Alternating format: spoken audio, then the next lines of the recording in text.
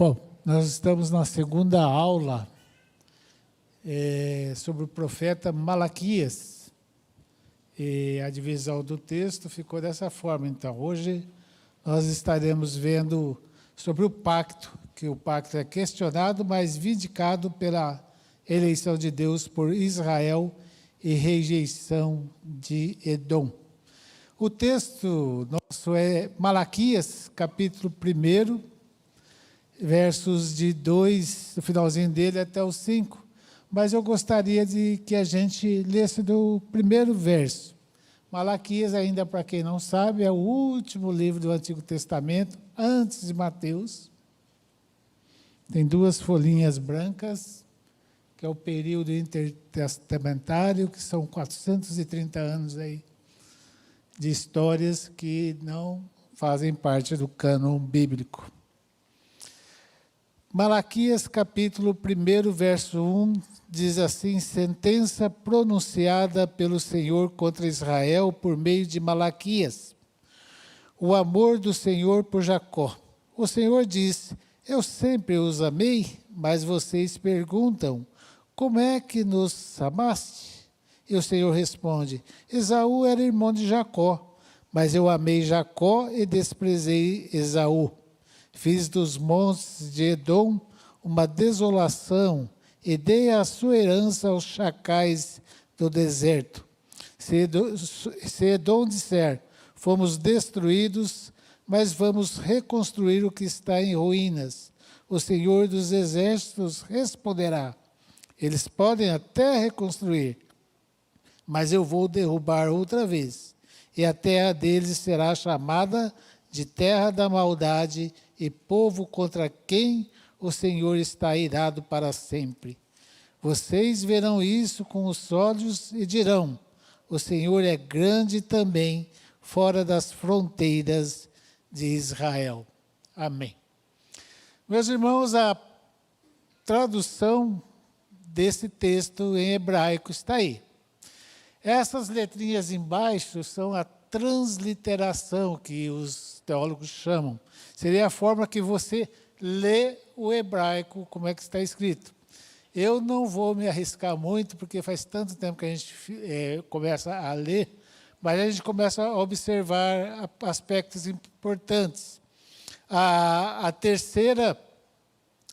quarta letra, aí vocês leram de lá para cá, tá?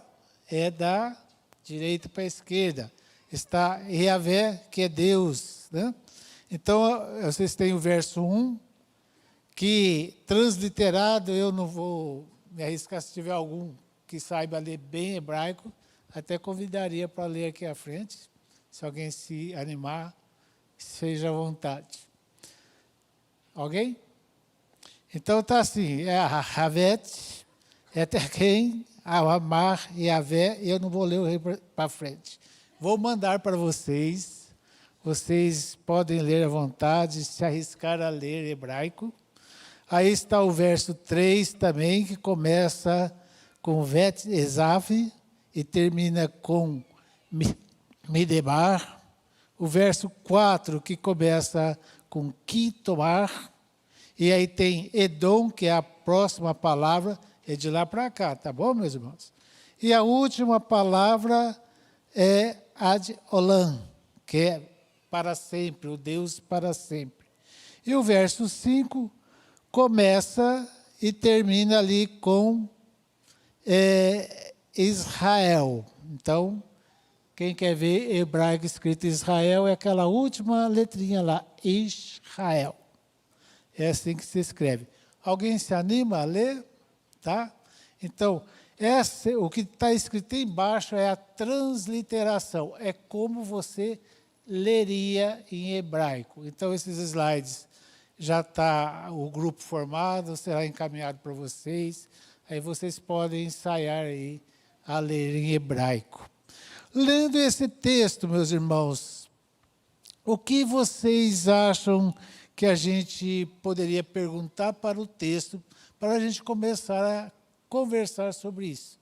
Está falando sobre aquela primeira sentença que o pastor Ivan falou a semana passada, sobre o amor de Deus. E Deus, então, emite a primeira sentença, ou emite o primeiro julgamento, ou a própria palavra também pode ser no sentido de peso, né? Tanto que é para Israel e também por quem está falando. Então, eu queria liberar a palavra para alguém que estiver assim. O que pode perguntar desse texto para a gente entender? O que vocês têm dúvida? O que a gente pode questionar acerca? O que ele está nos falando? Onde cada vez, quem quiser falar.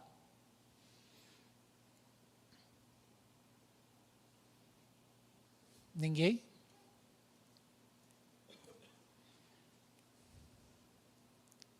Mateus? Qual é o contexto histórico aí de Edom?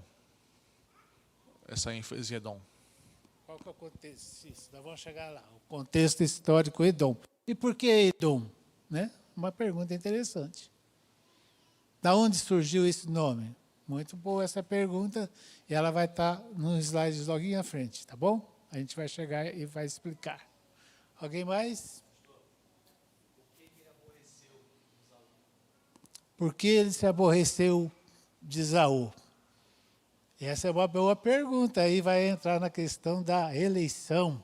E o pastor pregou sobre isso, sobre o Salmo 95. Muito interessante também a gente questionar isso. Alguém mais? Ninguém mais? Só isso, gente? Aonde está situado na história de Deus essa passagem? Todos sabem? Ficou firme esse ponto?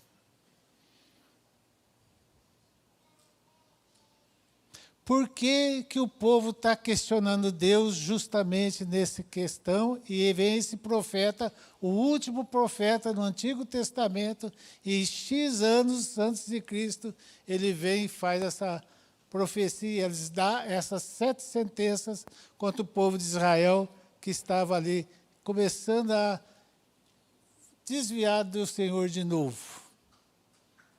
Alguém mais tem algum questionamento, algum pensamento assim? Todos sabem onde o texto está incluído na história bíblica?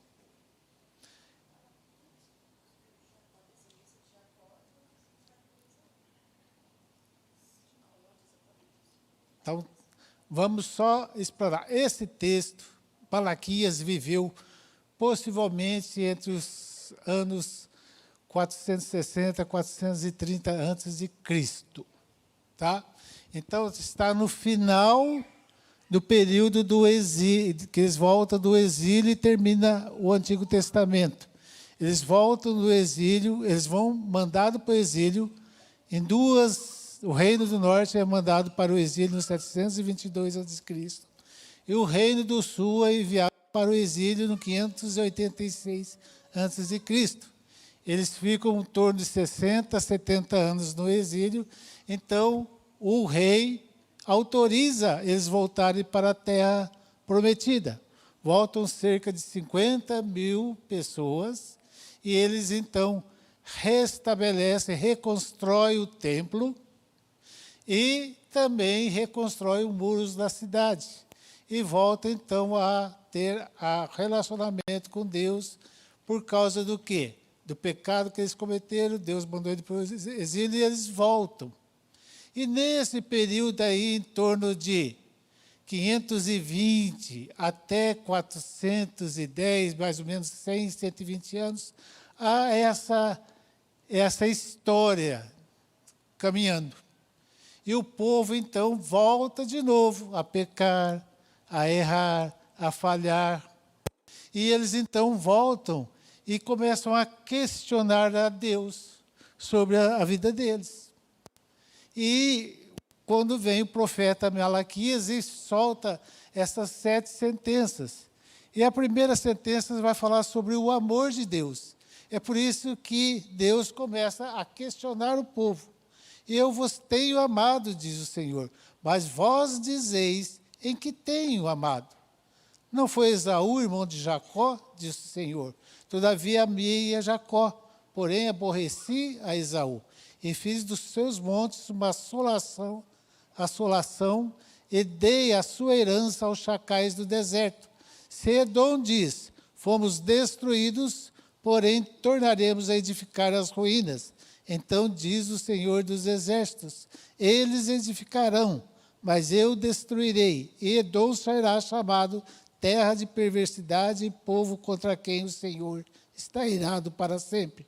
Os vossos olhos o verão, e vós direis, grande é o Senhor, mas também fora dos limites de Israel.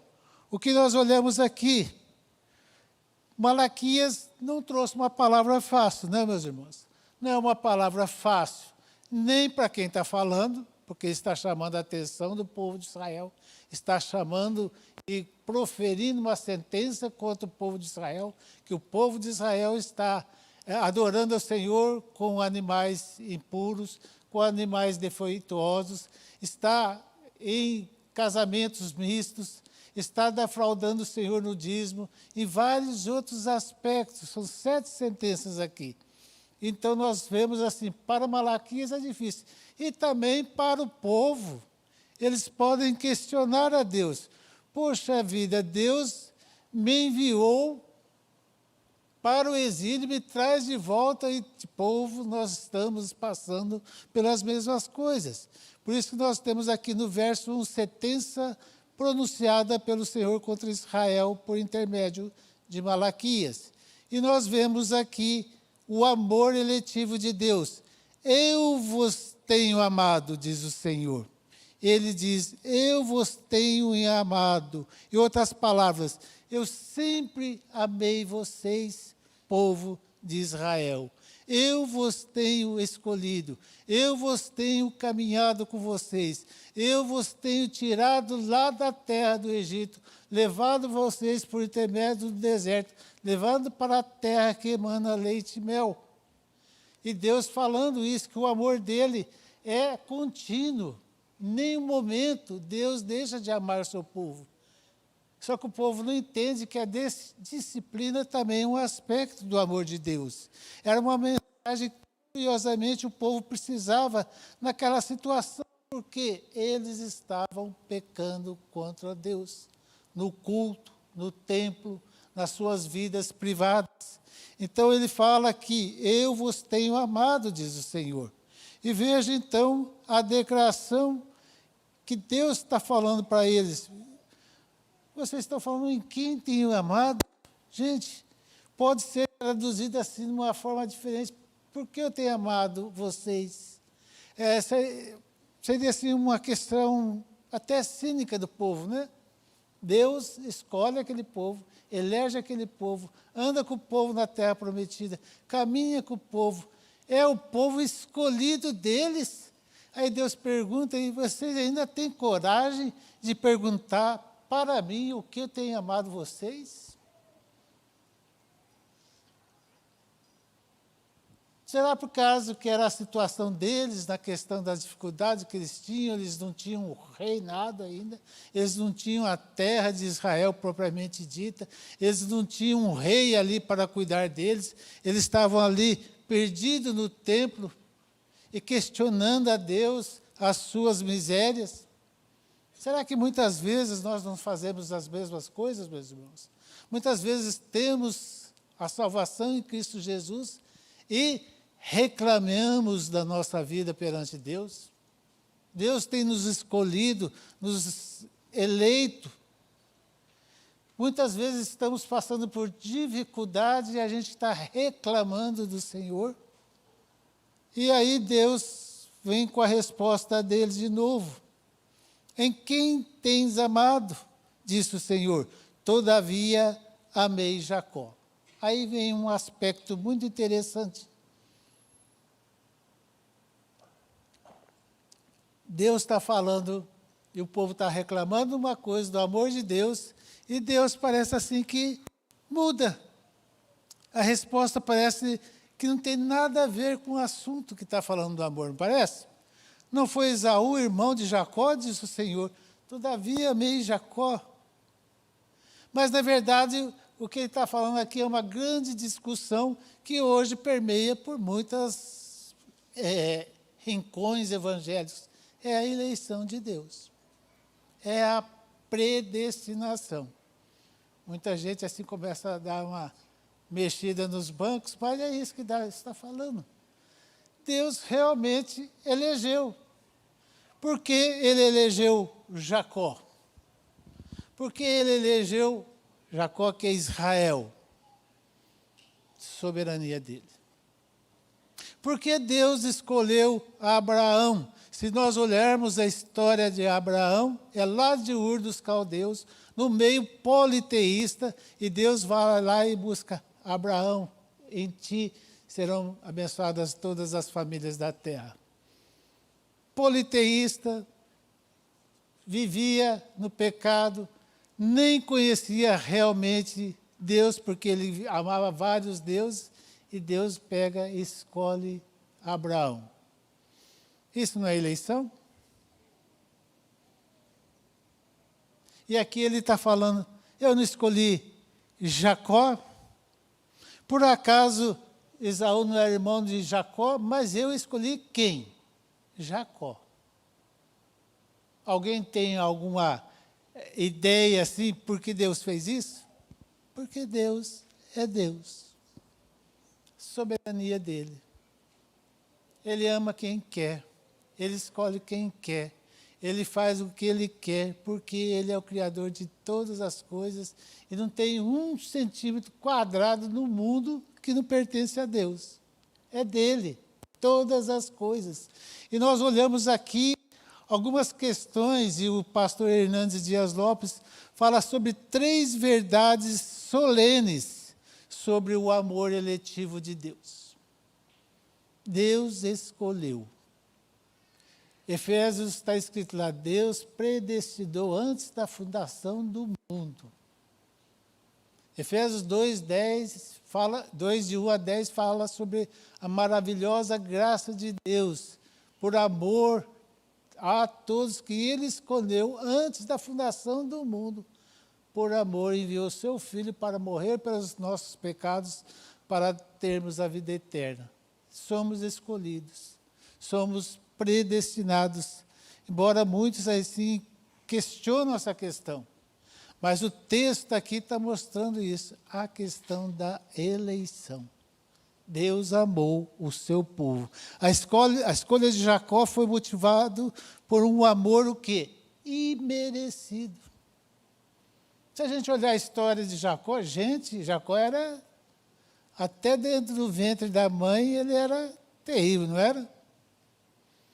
Enganou, puxou o calcanhar, né? O nome dele, Jacó, é por causa disso, porque ele puxou o calcanhar de Esaú. E nós vemos, então, aqui essa questão. Deus escolhe.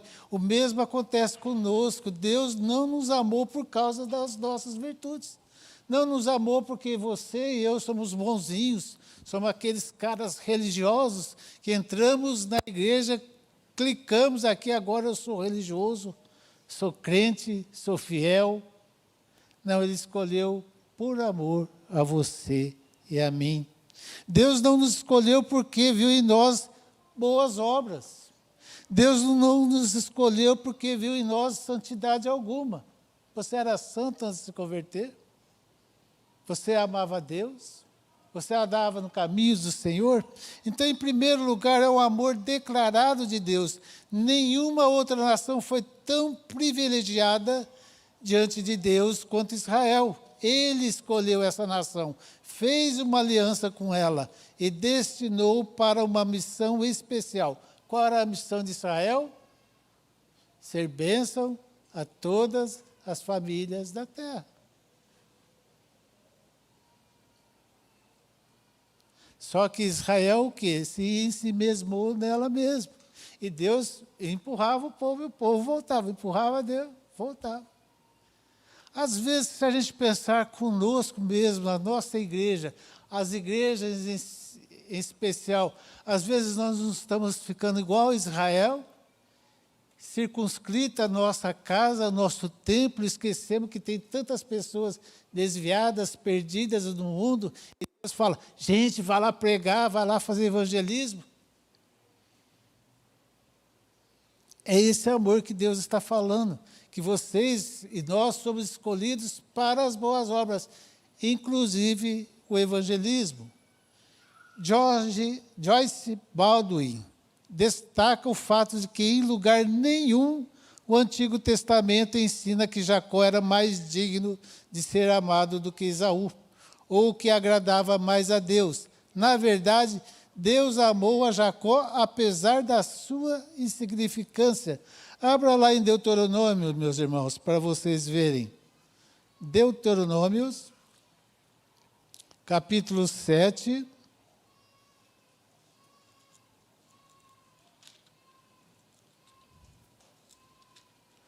Versos 7 e 8, diz assim a palavra do Senhor. O Senhor os amou e os escolheu, não porque vocês eram mais numerosos do que outros povos, pois vocês eram o menor de todos os povos, mas porque o Senhor os amava, e para cumprir o juramento que tinha feito aos pais de vocês. O Senhor os tirou com mão poderosa e os resgatou da casa de servidão por poder do faraó, rei do Egito. Veja que ele fala em Deuteronômio 10, verso 15.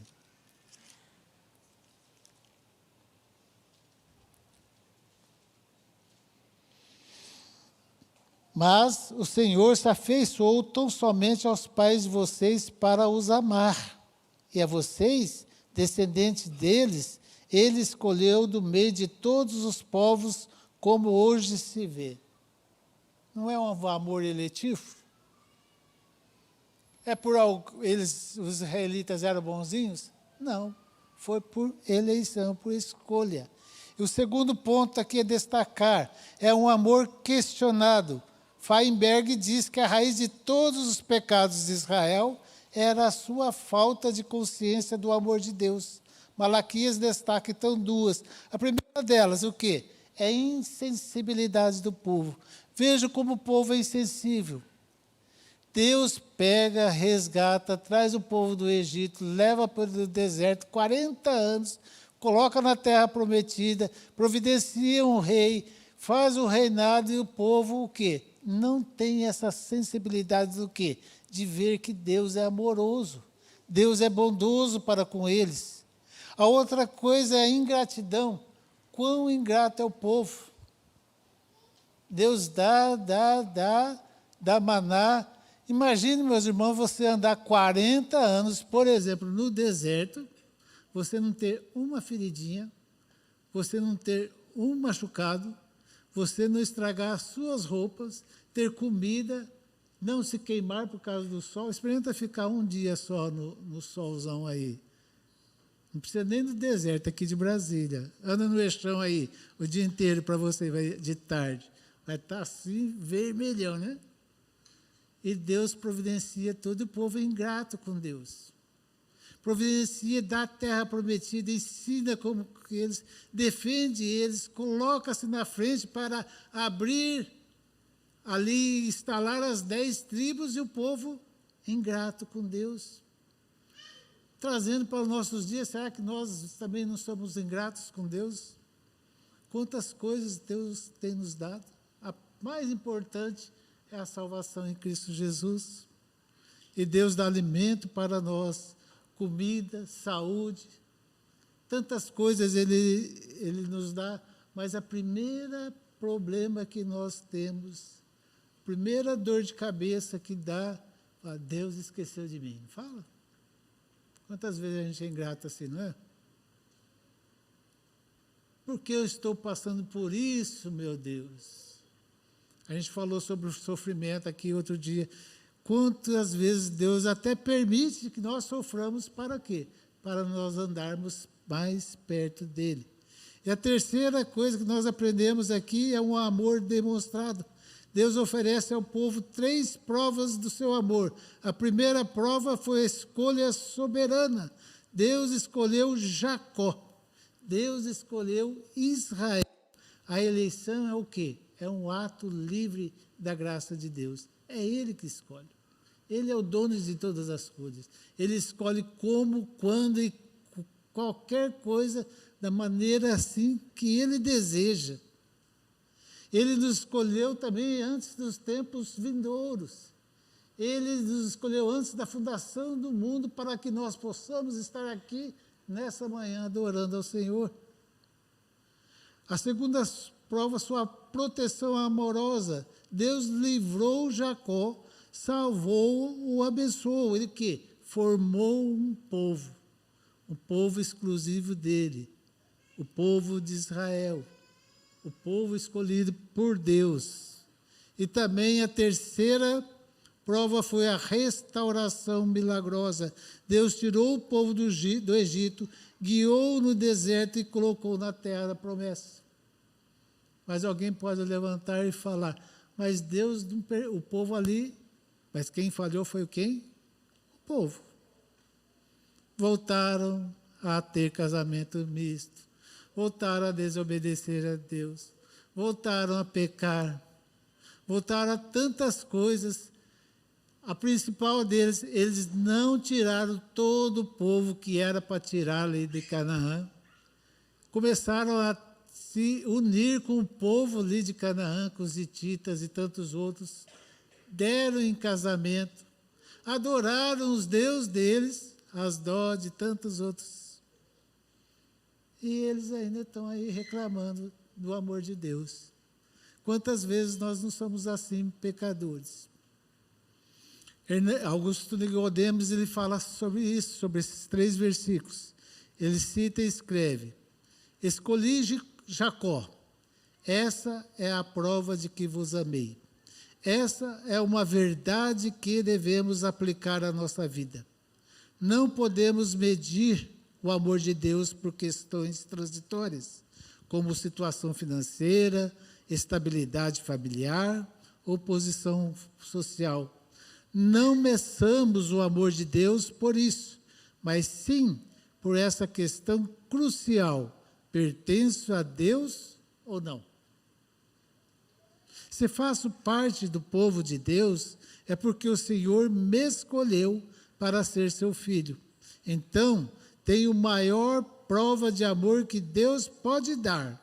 Do contrário, eu faria parte do povo que Deus escolheu aborrecer para sempre, os descendentes de Esaú.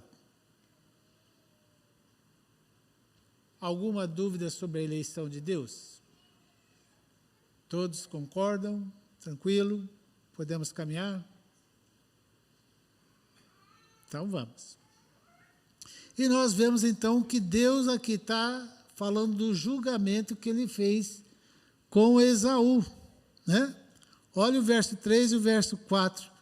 Porém, aborreci a Esaú e fiz dos seus montes uma assolação e dei a sua herança aos chacais do deserto. Sedom diz, fomos destruídos, porém tornaremos a edificar as ruínas. Então diz o Senhor dos Exércitos, eles ficarão, mas eu destruirei, e Edom será chamado terra de perversidade e povo contra quem o Senhor está irado para sempre. Edom, meus irmãos, é essa região que está abaixo da terra de Israel. Está abaixo ali, o Mar Morto é aquela faixa de água ali. Edom está abaixo aqui de Judá.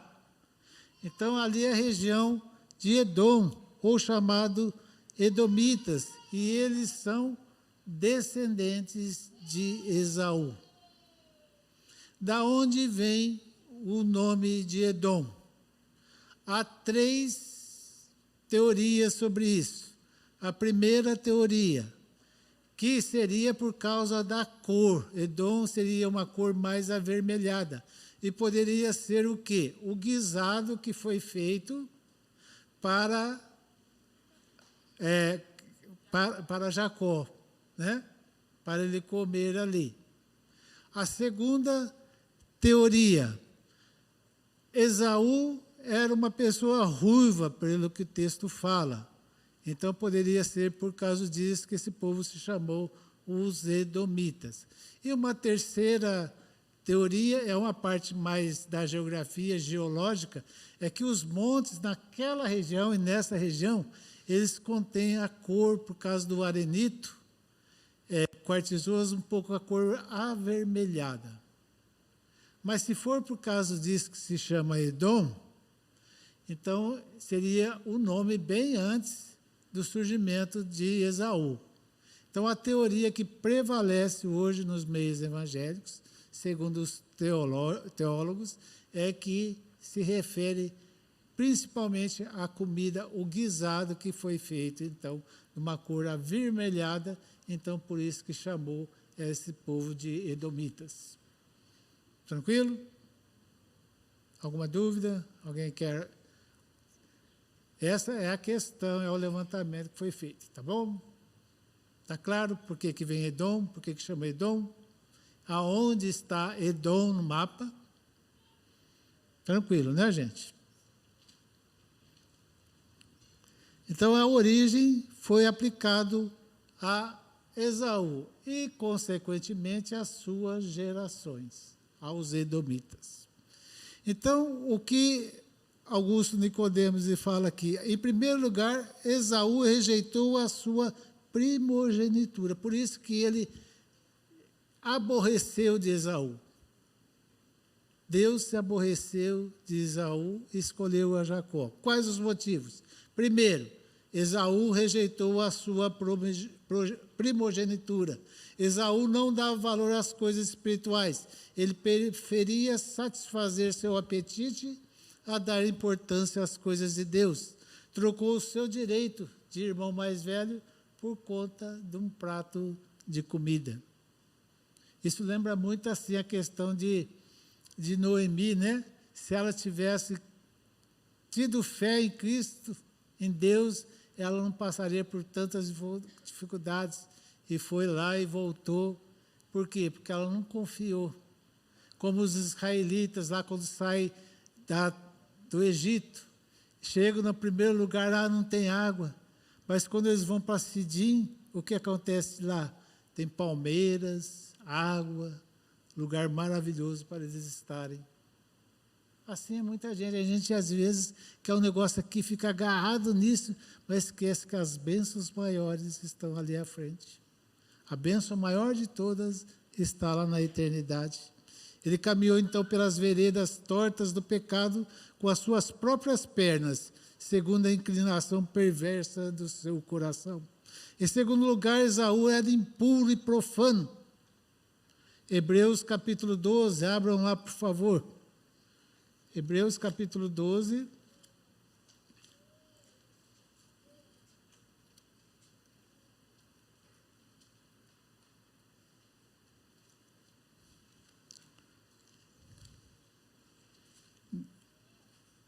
(16 e 17). Diz assim: e cuidem para que não haja nenhum impuro ou profano como foi Esaú, o qual por um prato de comida vendeu o seu direito de primogenitura. Vocês sabem também que posteriormente, querendo herdar a bênção, foi rejeitado, pois não achou lugar de arrependimento, embora com lágrimas o tivesse buscado. Qual o defeito então de Esaú? Não se arrependeu. Continuou nos seus pecados, ele desprezava as coisas de Deus, entregava-se ao pecado, por isso era capaz de chorar querendo bênção, mas jamais se arrependeu sinceramente do seu pecado. Nos lembra quem aí dos apóstolos? Judas, não é? Não se arrependeu, continuou o seu pecado, indo para o caminho da morte eterna. Em terceiro lugar, os descendentes de Esaú, os edomitas, seguiram o seu caminho. Números 20, de 14 a 21. Em resumo, ele fala isso que está aqui no texto. Eles não deixaram Israel passar pelo seu território. Não sei se os irmãos lembram da história do Êxodo, os israelitas queriam passar pela terra dos edomitas. O que o rei de Edom faz? Não permite. não permite o seu irmão Jacó passar por ali, os israelitas. Moisés então pediu ao rei de Edom para Israel passar por seu território. O pedido foi cuidadosamente feito. Olha como é que foi feito, meus irmãos. Assim diz os irmãos Israel. O episódio, porém, termina com uma firme resolução dos edomitas: não passarás. Isaltino Gomes Filho diz que a rivalidade terminou em ódio, sangue e matança. Veja que até hoje a gente vê essa confusão sobre os edomitas. Em quarto lugar, os descendentes de Esaú, os edomitas, associaram-se com a Babilônia para matar o povo de Deus. Está lá em Obadias, versos 10 a 14, Joel 3, 19 fala sobre isso, e Salmos 137, 7 também fala sobre isso. Os edomitas saquearam Jerusalém com os caldeus, Obadias 11 e 13. Quinto lugar, os descendentes de Esaú, os edomitas, nunca foram restaurados. Nunca. Por quê? Não se arrependeram. A grande prova de amor de Deus por Israel é que ele igualmente pecou e foi levado ao cativeiro. Mas Deus restaurou Israel e não restaurou Edom. Houve reconstrução para Jerusalém, mas para Edom não houve restauração. Que nós podemos depreender, então, que os esforços do ímpio são dirigidos por propósitos errados. Os edomitas querem reconstruir sem Deus. Os esforços do ímpio são conduzidos por um espírito errado. Eles disseram: retornaremos e reedificaremos. Sempre que o homem procura levantar monumentos à sua própria glória, em seu próprio nome, pela sua própria força, ele tenta repetir o fracassado projeto de Babel. Hernandes Dias Lopes escreve isso no seu comentário. E o último ponto, a grandeza universal de Deus, os versos 1, 5. Os vossos olhos o verão, e vós direis: grande é o Senhor, também fora dos limites de Israel. Então nós vemos aqui, a grandeza do nome de Deus é colocada em contraste com a falta de respeito que o povo tinha. O povo ainda não tinha entendido a grandeza de Deus, o projeto de Deus, o que Deus tinha prometido, o que Ele faria. Parece que o povo estava ali arraigado às suas míseras feridas. Não estava preocupado com a grandeza, quem é esse Deus de Israel, o Deus de todas as coisas. Então a grandeza de Deus é vista em seus graciosos atos com Israel, seu povo. Deus elegeu, protegeu, disciplinou e restaurou seu povo. Então a grandeza de Deus é também vista nos julgamentos das nações. Lá em Apocalipse, Deus não vai julgar todas as nações? Todos estarão na presença do tribunal de Deus? Essa é uma promessa que está na Bíblia. Algumas lições práticas que a gente aprende desse texto, meus irmãos. Há momentos que na vida de cada cristão, que embora andando pela fé, Deus parece distante. Não parece?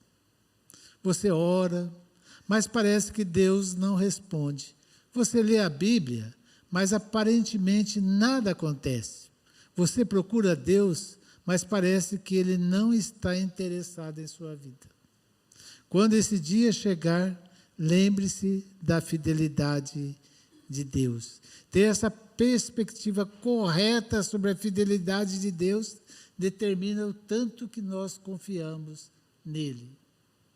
Devemos confiar em Deus, nas bênçãos e nas tribulações, porque Ele é Deus, Ele é fiel e justo, e tudo que Ele faz é para a honra e glória do nome dEle, e para o nosso bem, apesar que muitas vezes achamos que nós estamos esquecidos por Deus, mas lá na frente a gente vai olhar sobre isso. Não fale como o povo de Israel, em quem nos tem amado. Em vez disso, confesse a grandeza do amor de Deus, assim como o seu próprio amor para com Ele, e tome a decisão de ser um espelho da sua graça, em vez de um espelho dos tempos que você vive. Essas verdades estão intimamente relacionadas com o culto. O livro de Malaquias, ele mostra muito a questão do povo de Israel com o culto. Se vocês quiserem ler mais sobre o assunto, tem o comentário do Hernandes Dias Lopes. E tem também o culto segundo Deus, do Augusto Nicodemos, que ele fala bastante sobre o livro de Malaquias.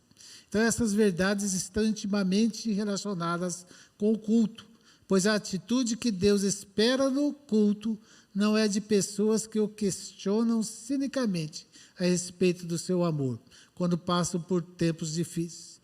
Perceba que existe uma sutil diferença entre questionar a Deus com sinceridade ou com cinismo. Com sinceridade é se chorar perante Deus. Está com dor, clame ao Senhor, derrame o seu coração perante dele, mas não com cinismo. Ah, Deus, você diz que me ama, mas eu estou passando por essa dificuldade, como que você está aí falando que me ama? Não é esse o exemplo que nós devemos ter. Devemos derramar o nosso coração perante o Senhor, perante o altar do Senhor.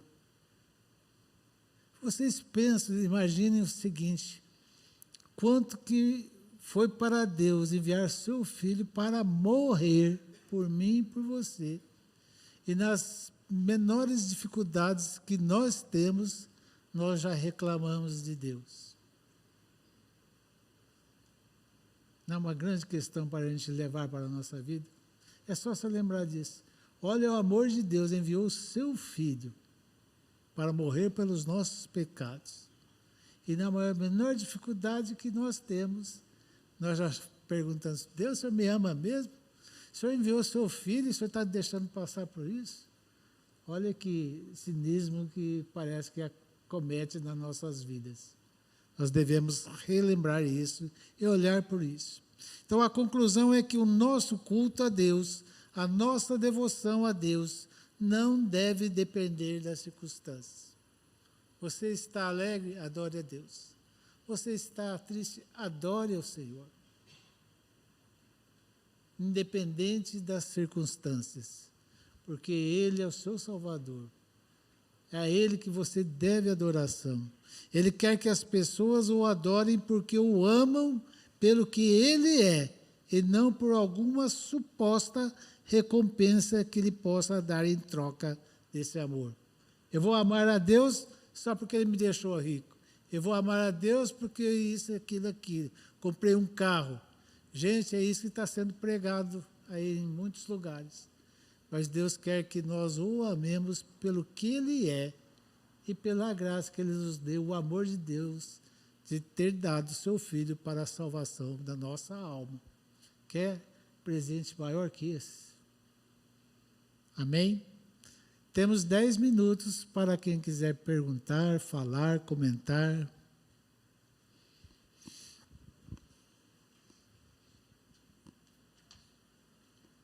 Pastor, me surgiu uma dúvida, não sei se eu vou conseguir explicar, não sei se eu vou conseguir explicar da melhor forma, mas Esaú, como descendente de Isaac e descendente de Abraão, foi rejeitado por Deus.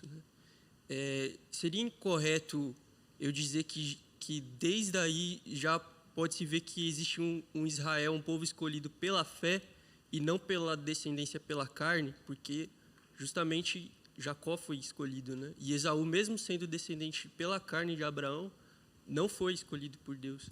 Então, eu poderia dizer que existe um Israel pela fé. É uma pergunta muito boa. Aí tem o seguinte, tem duas pensamentos sobre o aliancismo e o dispensacionalismo. Então, ele vê essa linha pela carne, o dispensacionalismo. E tem o pacto, vê a aliança pela fé. tá? E aí, assim, a nossa denominação tem esses dois aspectos. Podem crer nos dois, não tem problema nenhum. Agora, assim, dentro da igreja tem pensamentos de alguns que têm um pensamento dessa linha e outros pensam de outra linha. Mas, assim, em consideração, em respeito ao pastor da igreja, ao que a gente é subordinado, então eu prefiro que vocês conversem com ele. Tá bom? Eu não vou levantar... Não vou levantar essa questão, porque cada um tem um pensamento aí. Obrigado, pastor. Boa palavra. Israel, descendente físico de Abraão, são todos os filhos de Abraão na carne. Nesse caso, Esaú, Jacó e todos os judeus são descendentes de Abraão pela carne, são Israel. E Deus os ama. Ama como nação, tá? E como a gente sabe disso? Porque os dons e a vocação de Deus são irrevogáveis, né? Agora, existe sim, sem dúvida alguma, o Israel espiritual, que são aqueles que têm fé. Não é porque alguém nasceu como judeu, que é descendente físico de Abraão, que essa pessoa vai ser salva.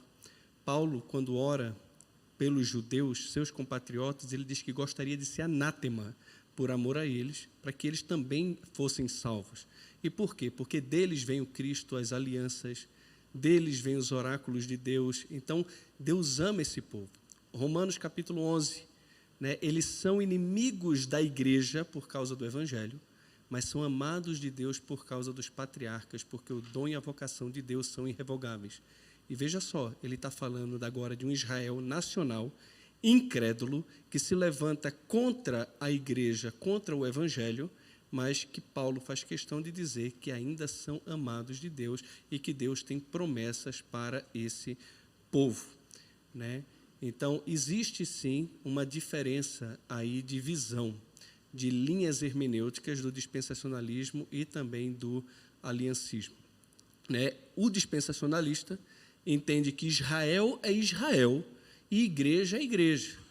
O dispensacionalista jamais vai dizer que a igreja aqui, que nós somos o Israel de Deus. Até porque, assim, eu realmente desafio qualquer um a mostrar na Bíblia que nós somos Israel de Deus. Não tem. Não existe. Não tem. O texto que teria seria em Gálatas. Mas aí você tem que entender a partícula cair no grego ali como sendo adicional. E a ideia ali não é essa. Paulo está querendo dizer que a bênção de Deus seja com todos esses que têm essa esperança, a igreja, e também com Israel de Deus. Naquele caso, os descendentes físicos de Abraão, que também são os descendentes da fé em Cristo, e por isso receberam o Espírito pela pregação da fé e não pelas obras da lei, mostrando que todos, judeus e gentios, precisam crer em Cristo para poder receber a bênção, né? Então, assim, por mais que a gente respeite muito, eu respeito muito amigos que são aliancistas, né? A visão, que aí também eu discordo um pouco do pastor Miguel nesse sentido, da nossa denominação, é que não há espaço na confissão de fé da ICEB para o aliancismo. Por que não? Vamos lá. Batizamos criança? Não. Concordamos que é errado isso. Essa é a posição da ICEB. O aliancista, ele batiza a criança, porque para ele o batismo é um símbolo do pacto, que está vinculado à circuncisão no Antigo Testamento. ICEB não batiza a criança. Nesse aspecto, ela não é aliancista. Outra coisa, a confissão de fé da ICEB. A confissão de fé da ICEB vai dizer que a igreja ela foi fundada e estabelecida pelo Senhor Jesus. Então, ninguém pode falar de igreja antes de Jesus. Antes da vinda do Senhor, logo a igreja vem depois. Para o aliancista, Israel e igreja é a mesma coisa. E a gente pode olhar para os textos do Antigo Testamento e dizer, porque a igreja não. A gente está falando de Israel aqui, nação. E aqueles que têm fé não é igreja? Não. Porque se for igreja, é uma igreja sem espírito, é uma igreja que não tem Cristo como cabeça, é uma igreja que não tem dons, porque os dons foram dados depois da ressurreição de Cristo. Cristo se tornou cabeça da igreja depois da sua ascensão, Efésios capítulo 1. Cristo também disse que estabeleceria a sua igreja sobre esta pedra, que é Ele, estabeleceria, está no futuro. Então, tem muitas questões aí também, entende, que pela ICEB, em relação à eclesiologia, na sua confissão de fé, seria incoerente com a visão aliancista. Outra questão também, que não necessariamente tem a ver com aliancismo, né? Mas, por exemplo, e tem também, porque para o aliancista, o reino de Cristo, porque as promessas feitas a Israel como nação se cumprem espiritualmente na igreja hoje. Então, para eles, muitos deles, o trono de Davi é o céu, onde Cristo está sentado. Então, para eles, Cristo já está reinando. Para o dispensacionalista, não. Não.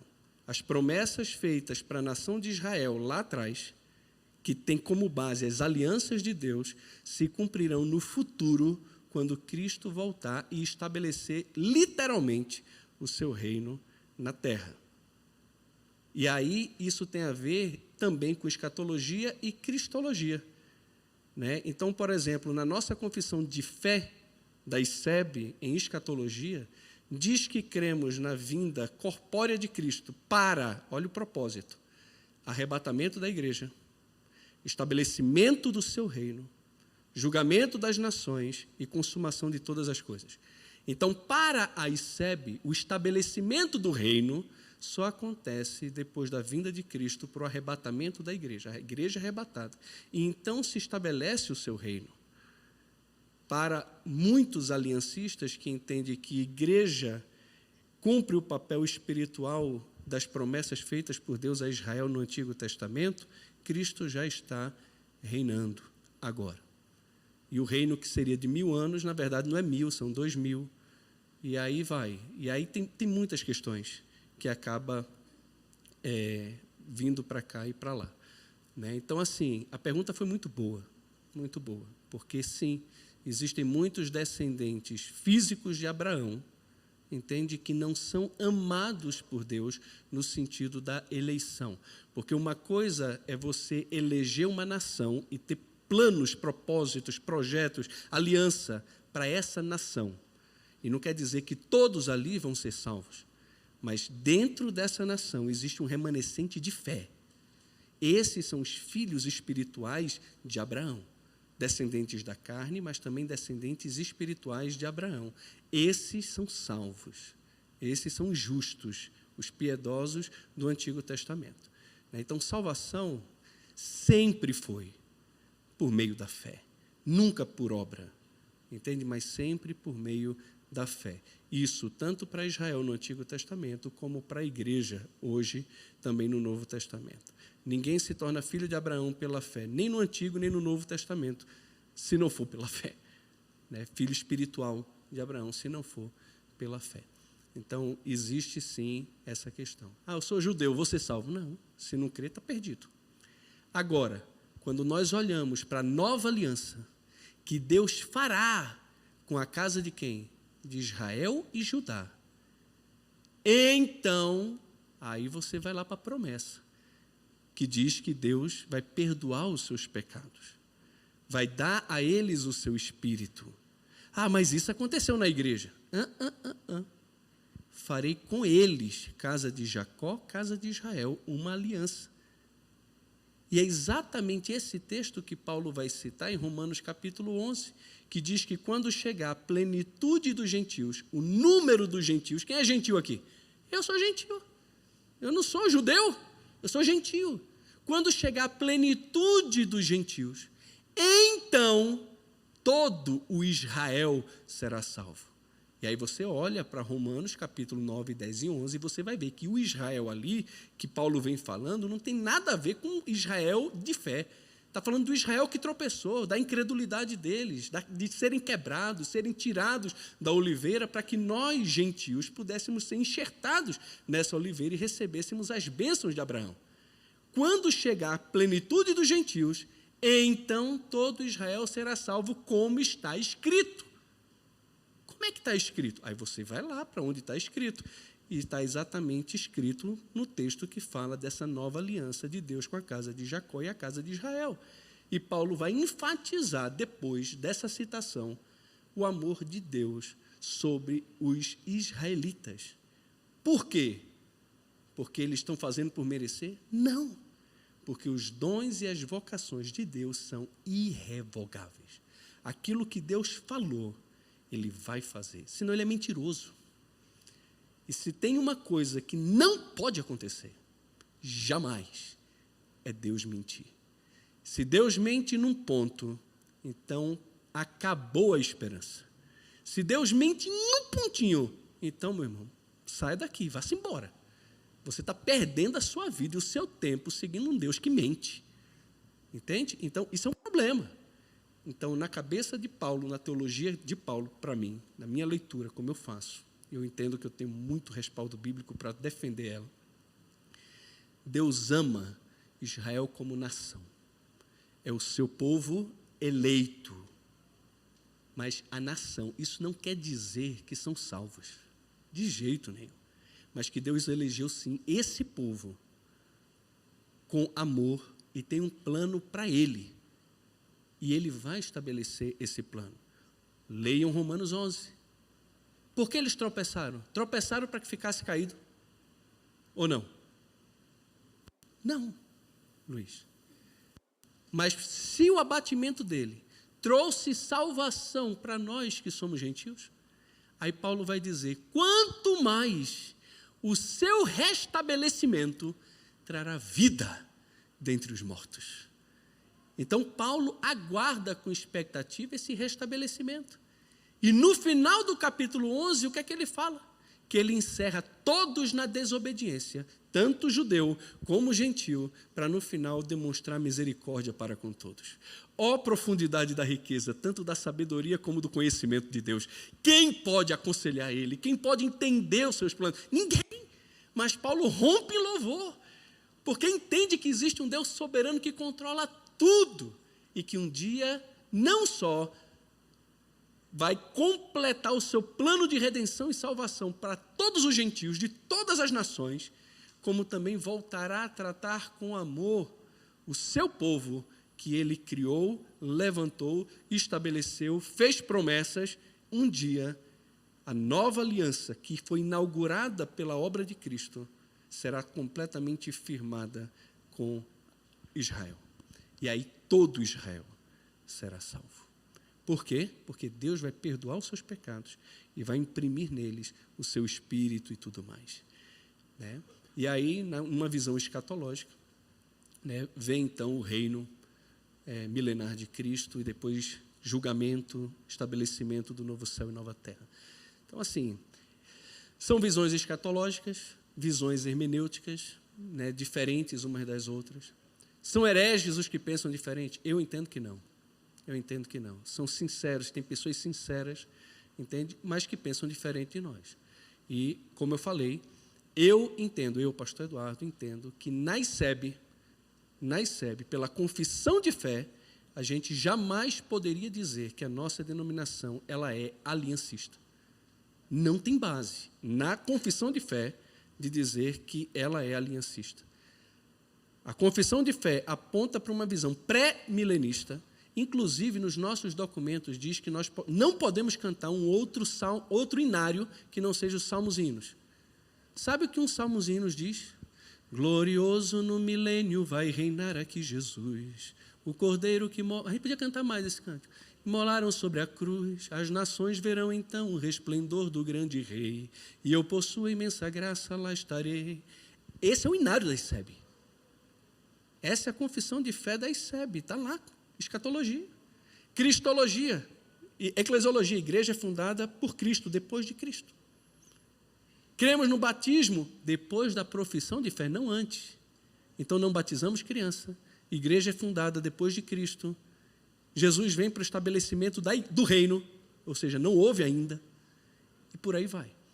Então, eu entendo que a nossa confissão de fé é totalmente incoerente, com vários pontos de uma hermenêutica aliancista, nesse aspecto. Tá? Podemos orar? Vou orar por causa do tempo, tá? Não é por causa de medo de pergunta, não. Ou vocês querem fazer outra pergunta? Podem fazer também aí. Pastor Miguel responde. Oi. Fala. Deus tem dois povos?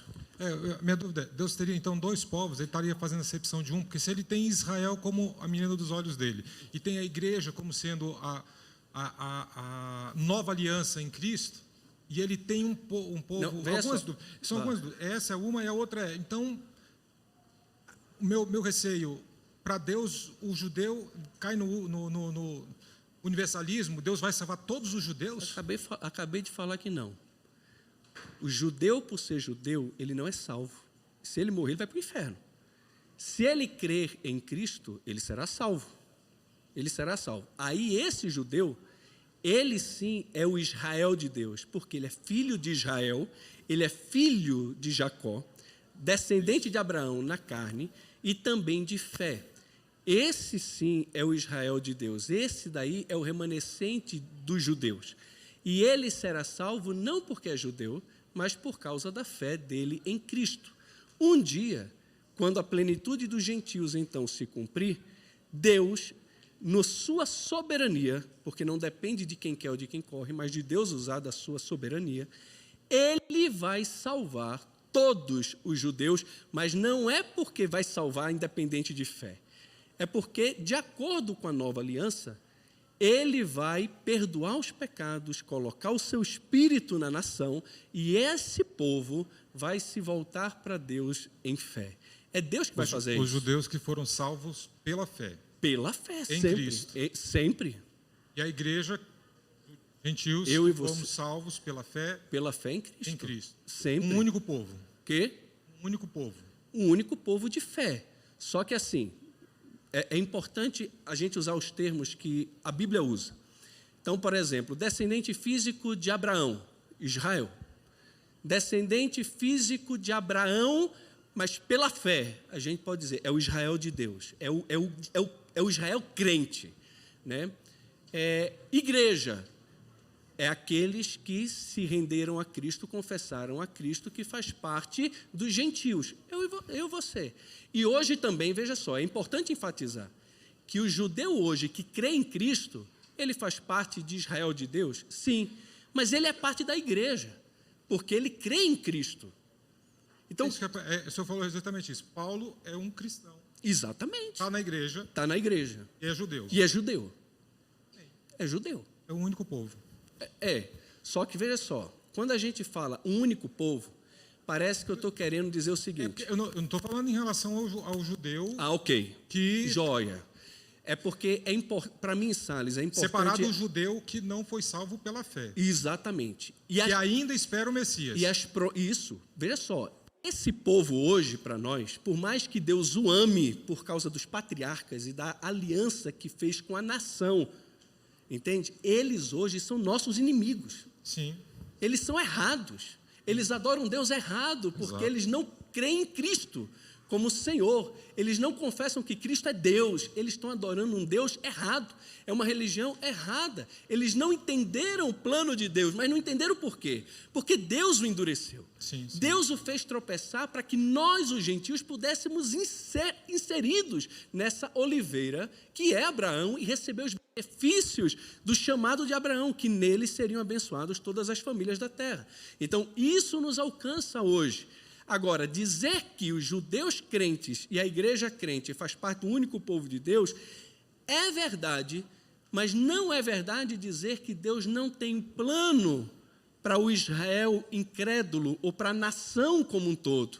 Porque um dia ele vai se voltar para essa nação e salvar essa nação, mas sempre pela fé em Cristo, e vai cumprir com essa nação as promessas que ele fez lá atrás a Abraão, quando fez lá com a aliança no Monte Sinai, a promessa que ele fez a Davi, a promessa que ele fez na nova aliança, que nós entendemos que são as alianças ou os pactos de Deus no Antigo Testamento. Perfeito, mas aos judeus, a Israel foi dado as alianças. Nós que somos gentios, fomos inseridos nessa bênção. Outra dúvida, pastor. O povo judeu esperava em Cristo um representante literalmente militar, vamos dizer assim, político e tudo. E Cristo deixou claro para eles: meu reino não é deste mundo, vocês viram de forma diferente. Okay. Eu não vim para isso. Salles. O que me traz a esperança ou a certeza de que esse nacionalismo de Israel vai ser cumprido no segundo momento, se Cristo já veio e disse: eu não vim para fazer isso, e agora depois no milênio ele vem para fazer isso. Então, veja só, depois você vai nesse texto que você acabou de citar, tá? E você vai ter uma expressão lá que quem cita esse texto, como você acabou de fazer, e não é por maldade, acaba ignorando. O meu reino não é deste mundo. Agora.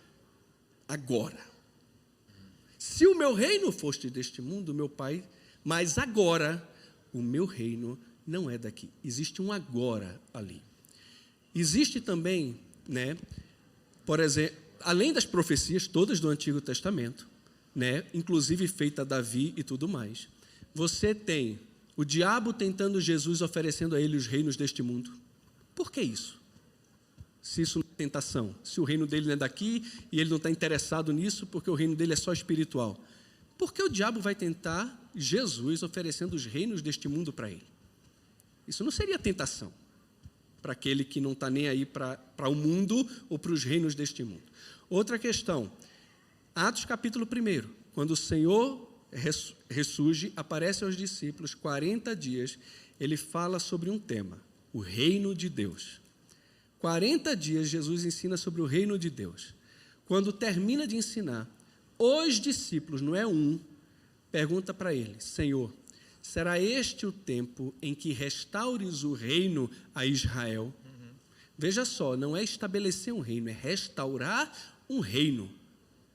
É estranho que os discípulos perguntem para Jesus sobre a restauração de um reino a Israel, a nação, e esse tema está relacionado ao reino de Deus. Não é estranho, porque nas promessas e profecias e aliança do Antigo Testamento, Deus iria reinar no meio do povo.